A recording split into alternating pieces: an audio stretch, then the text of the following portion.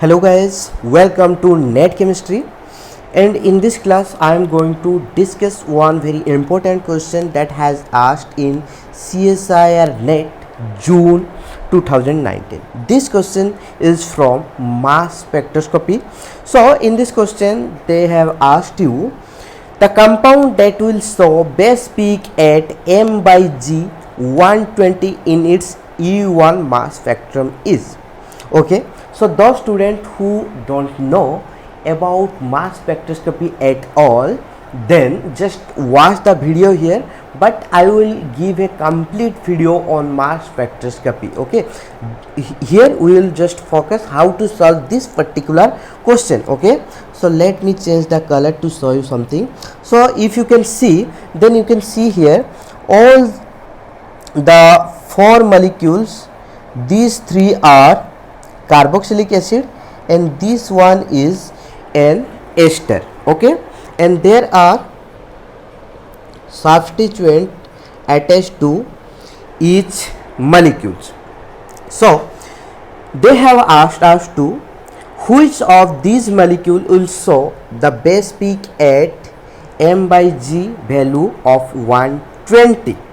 So here we are going to discuss first what the base peak will be for carboxylic acid and ester, the aromatic carboxylic acid and the aromatic ester. So there are two cases when there will be substituent present and when there will no substituent present. Okay, so let me change the color again. So the first case we will discuss when no substituent present, okay, for aromatic ester. Then we will discuss for aromatic carboxylic acid. When there will be no substituent present, then the base peak will come at m minus molecular mass of this OR जो इसको बोलते हैं alkoxy group और alkoxy free radical. Okay, ये जो alkoxy free radical होगा आपका ये वाला जो ग्रुप है, ये जो OR जो फ्री रेडिकल का जो भी मोलिकुलर मास होगा वहाँ पे आपका पीक आएगा m minus molecular mass of OR. ठीक है, अगर कोई भी सब्स्टिट्यूएंट नहीं है तो एरोमेटिक कार्बोक्सिलिक एसिड के केस में आपका कहाँ पर आएगा ना m minus molecular mass of hydroxy free radical. Okay, तो molecular mass of hydroxy free radical कितना है ना, यहाँ पर देखो ऑक्सीजन का क्या है 16 एटॉमिक मास है, ऑक्सीजन का 16, हाइड्रोजन का 1, तो OH का टोटल क्या हो जाएगा 16 + 1 दैट इज 17. ठीक है, तो आपका जो पीक आएगा, जो बेस पीक आएगा वो m-17 पे आएगा. और m क्या है ना, जो आपका कार्बोक्सिलिक एसिड दिया है उसका जो मोलिकुलर मास m है. ठीक है, और m को हम बोलते हैं मोलिकुलर पीक. ओके, तो ये m का मतलब क्या है यहाँ पर ना molecular peak. Simply molecular peak को आपको कैसे पहचानोगे, जो आपका मोलिक्यूल है उसका molecular mass. Okay, molecular mass of the molecule. ठीक है, जो भी आपका पेरेंट मोलिक्यूल है, जैसे कि यहाँ पर ArCOOR, उसका जो मोलिकुलर मास होगा वही उसका मोलिकुलर पीक होगा, जिसको हम m पे रिप्रेजेंट करते हैं. तो अगर उस पे कोई सब्स्टिट्यूएंट नहीं होगा तो आपका मोलिकुलर पीक कहाँ पे आएगा ना m minus molecular mass of OR.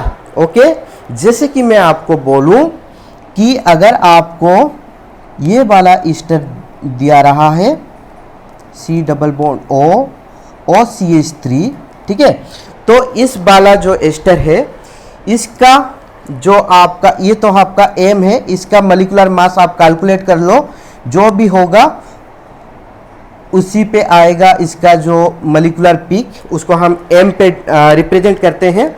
लेकिन इसका बेस पीक कहाँ पे आएगा?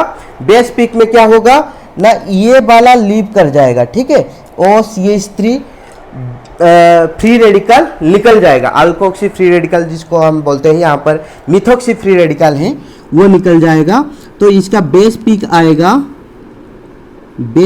आएगा m minus molecular mass of OCH3 free radical. Okay, अगर OCH3 का आप मॉलिक्यूलर मास निकालोगे, क्या होगा? OCH3 का निकालो, O का कितना है 16, कार्बन का है 12 एंड 3 हाइड्रोजन का 3, तो 16 प्लस 12 प्लस 3 दैट इज आपका 31। तो आपका बेस पीक कहाँ पर आएगा? M-31 पे आएगा।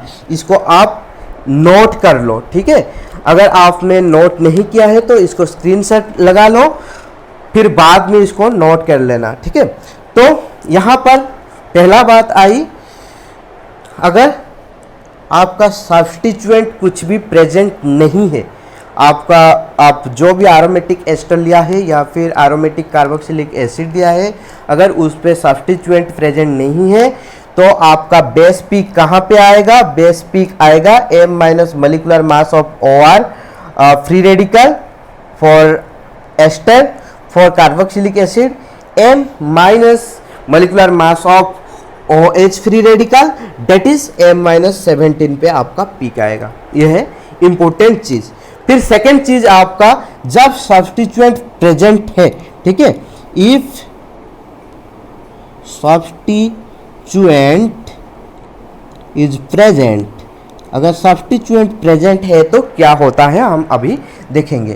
तो पहला केस है आपका एस्टर का, दूसरा केस है एसिड का, कार्बोक्सिलिक एसिड, जो एरोमेटिक कार्बोक्सिलिक एसिड का, ठीक है। तो देखो, अगर सब्स्टिट्यूएंट प्रेजेंट है तो तीन तरह का सब्स्टिट्यूएंट हो सकते हैं।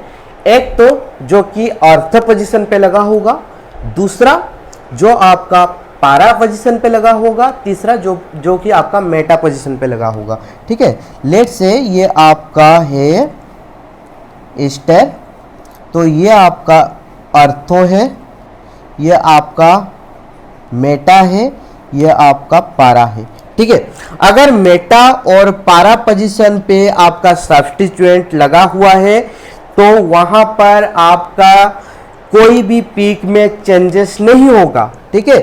ये जो नो सब्स्टिट्यूएंट वाला केस में जो पीक्स आते थे वही सेम पीक्स यहां पर भी आएंगे अगर आपका सब्स्टिट्यूएंट आइदर मेटा या फिर पारा पोजीशन पे लगा है, ठीक है।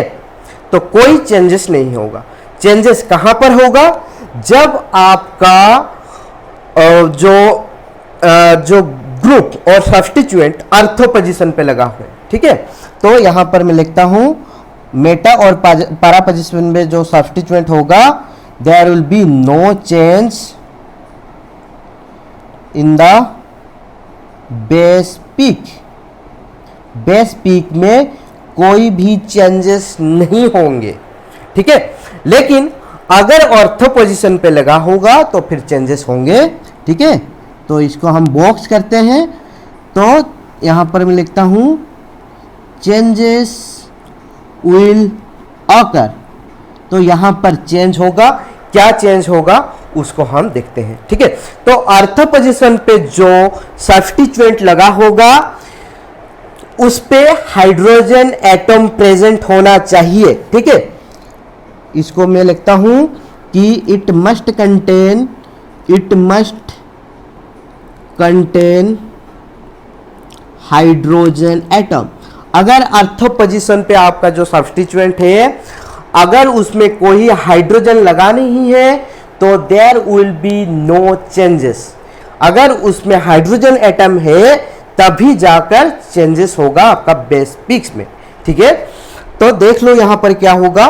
तो यहां पर क्या होगा ना, फ्रैगमेंटेशन होने के बाद ये वाला केस में फ्रैगमेंटेशन होने के बाद आपका ROH निकलेगा, ठीक है, ROH निकलेगा। एंड ये जो कार्बोक्सिलिक एसिड है इसमें H2O निकलेगा।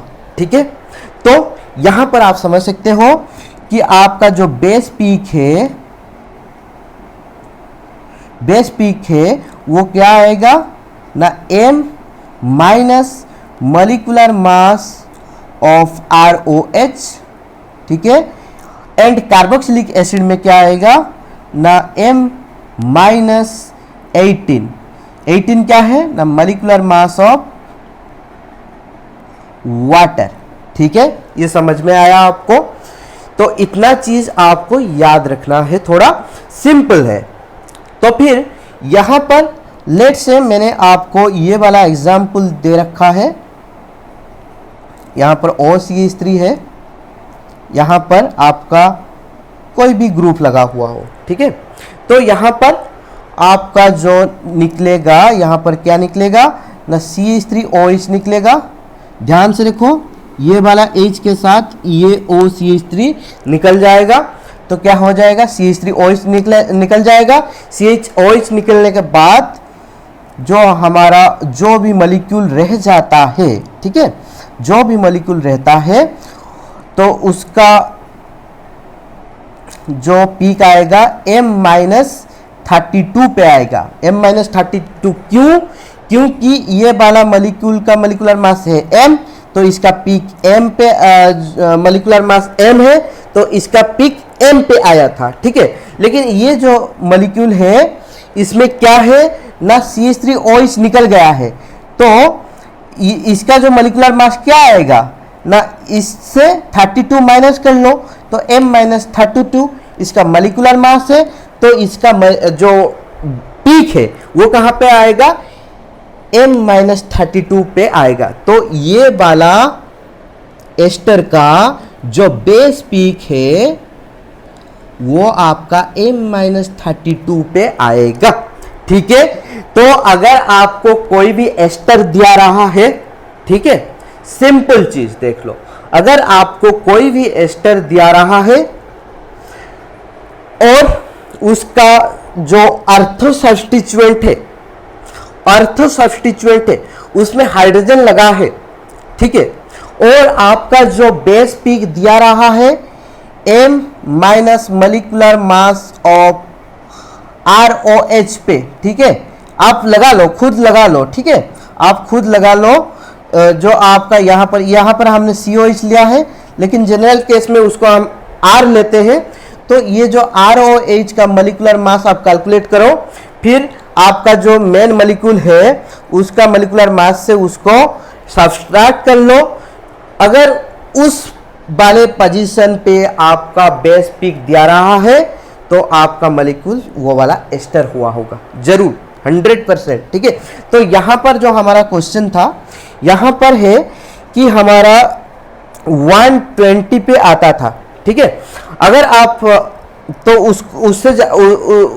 उसको जाने से पहले हम क्या करेंगे ना, यहाँ पर देखेंगे हमारा जो मॉलिक्यूल सारे हैं उनमें हर मॉलिक्यूल में same number of carbon, same number of oxygen, same number of hydrogen present है। ठीक है, तो कोई भी एक मॉलिक्यूल का हम मॉलिक्यूलर मास निकालते हैं तो सारे मॉलिक्यूल्स प्रेजेंट जो दिया गया है सबका मॉलिक्यूलर मास वही सेम होगा। तो लेट से मैंने इस मॉलिक्यूल का निकाला, ठीक है, जो हमारा ऑप्शन ए में है COOH, यहाँ पर दिया है OMe, Me का मतलब क्या है CH3, तो मैं यहाँ पर CH3 लिखता हूँ। ठीक है, तो इसका हम मॉलिक्यूलर मास कैलकुलेट करेंगे अभी। तो इसका मॉलिक्यूलर मास कैलकुलेट करने पे क्या होगा ना, कितने कार्बन से 1 2 3 4 5 6 7 8 कार्बन्स, तो एक कार्बन का 12 एटॉमिक मास है, तो 8 इंटू 12 दैट इज 96। देन कितने ऑक्सीजन है, 1 2 3 ऑक्सीजन है, तो 3 इंटू ऑक्सीजन का कितना है 16, ऑक्सीजन का एटॉमिक मास 16 है, तो ये आ गया अपना 48। देन हाइड्रोजन कितने प्रेजेंट है, ये एक हाइड्रोजन, ये 3 ये 1 ये 3 4, यहाँ पर एक 5, यहाँ पर एक 6, यहाँ पर एक 7, यहाँ पर एक 8, टोटल 8 हाइड्रोजन है, 8 इंटू 1 दैट इज 8, तो यह अपना हो गया 152। तो ये जो अपना जितने भी मॉलिक्यूल्स यहाँ पर हैं सबका जो मॉलिक्यूलर पीक है वो कहाँ पे आएगा, 152 पे आएगा। ठीक है, मॉलिक्यूलर पीक 152 पे आएगा। तो वो बोला है कि कौन सा मॉलिक्यूल का बेस पीक 120 पे आएगा। ठीक है, तो हमारा बेस पीक कहाँ पे आएगा, 120 पे। तो यहां पर देखेंगे कि इससे इसको सब्सट्रैक्ट करना है आपको, तो 152 माइनस 120 अगर करते हो तो आपका 32 निकलता है। ठीक है, तो आपका बेस पीक कहां पर आया है ना, m माइनस 32 पे आपका बेस पीक आया है। ठीक है, अगर आप m माइनस 32 पे आपका बेस पीक आया है तो आपका क्वेश्चन में आपको एस्टर दिया रहा है और उसका ऑर्थो पोजीशन में कोई भी सब्स्टिट्यूएंट लगा है। ठीक है, ऑर्थो पोजीशन में कोई भी सब्स्टिट्यूएंट लगा है और उस सब्स्टिट्यूएंट में हाइड्रोजन अटैच्ड है, तो समझ लो वही वाला एस्टर जो कि जिसका ऑर्थो पोजीशन में हाइड्रोजन लगा है। ठीक है, ये वाला कोई भी एस्टर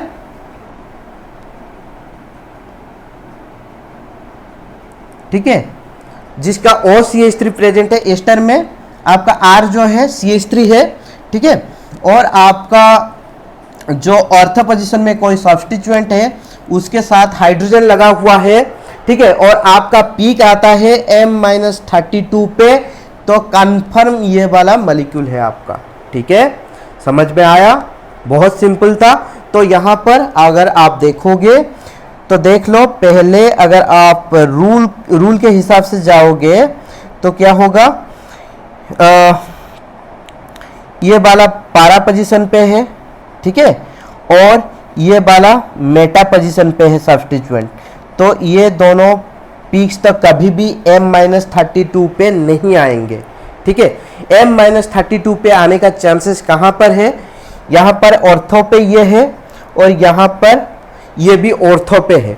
लेकिन देख लो यहाँ पर एस्टर है, यहाँ पर कार्बोक्सिलिक एसिड है।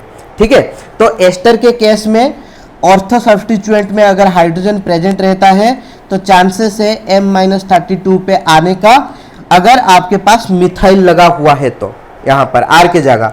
ठीक है, नहीं तो इस वाले केस में m-18 पे पीक आएगा। ठीक है, तो यहाँ पर m-32 पे पीक आएगा और हम वो वाला पीक है 120, m/z 120 पे। ठीक है, तो इसको ऐसे सॉल्व करना है। आई होप आपका डाउट्स मतलब आप अभी ऐसे क्वेश्चन को सॉल्व कर सकते हो। ठीक है, तो see you in the next class.